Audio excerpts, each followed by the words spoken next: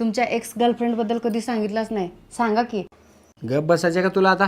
बसलेल्या धालप्या काढायचे का काय? उगच बस का बरं उगा. अहो सांगा की प्लीज, सांगा की. तुला गप सुखानं संसार करा वाटना गेले. जागी पड की तिकडे काम कर की तुझं. अहो काय नाही तर नाही, तिचं नाव तर सांगा की तेवढं. गप काय? सांगा की प्लीज, सांगा की. राग करणार नाहीस ना? नाही, अजिबात राग करत नाही. संगीता. संगीता.